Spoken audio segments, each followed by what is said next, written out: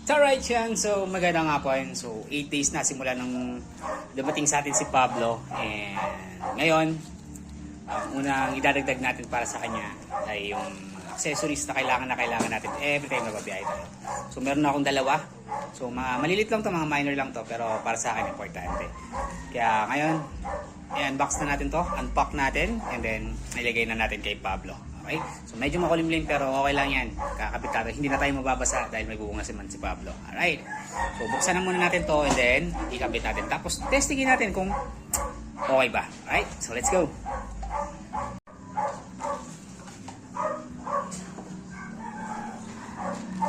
Alright. So yan. Meron tayong dalawang parcel dito. So ito yung una natin.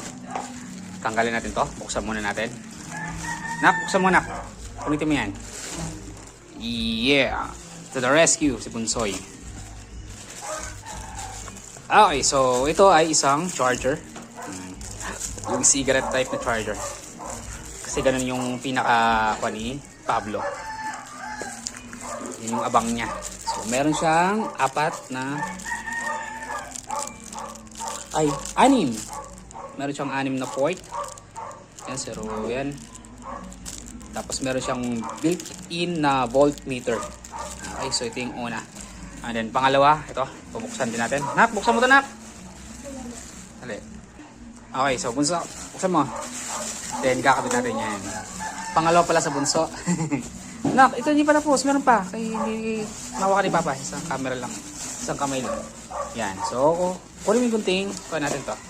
Buksan mo. Yan. Bless you! Alright. So habang naghihintay na. Okay, so yan, tanggalin natin. Yan, buksan natin. Alright, so tingnan natin kung anong laman ng ating in-order. Kumusta naman? Oh, yan, naka-bubble wrap pa. Uy, asan yung kanya?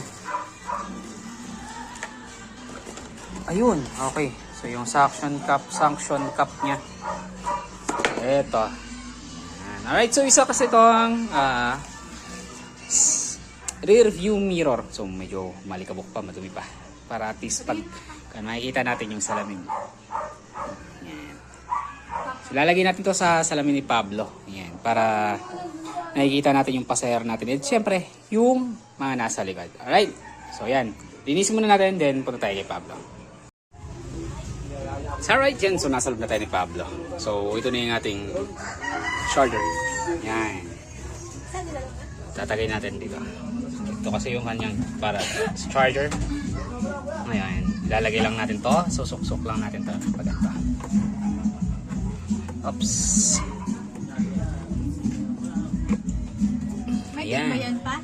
Wow! Okay, so ayan. Nakunin mo yung susi ni Pablo. Dali. Ito. Testing natin.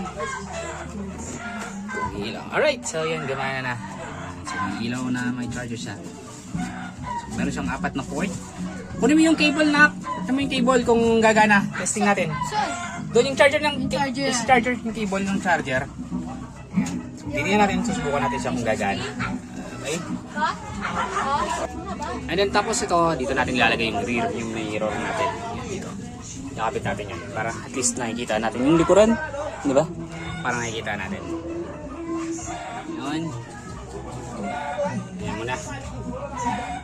So healthy pa naman ang ating battery.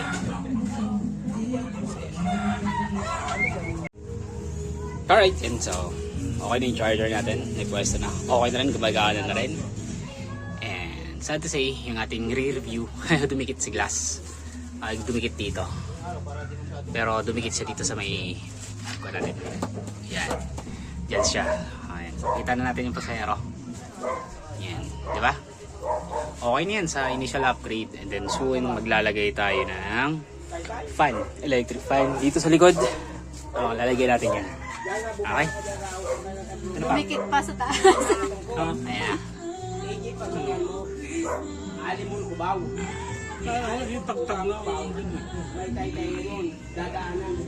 Kita na yan. Okay. Soon, fan naman. Kakabit natin. Lalagay tayo ng electric fan dito sa taas. Sa part na to. Let's go. Alright, so yan ay kabitan natin yung charger at saka yung rear view mirror ni Pablo. So next, magkakabit tayo ng mini fan para hindi naman masyadong mainit sa loob. And pag na-order pa tayo, yung MDL, kailangan pa natin ng mini driving light para pag bumiyahe tayo ng malayo. Siyempre kailangan natin yun. Alright, so yun lang muna sa ngayon. See you!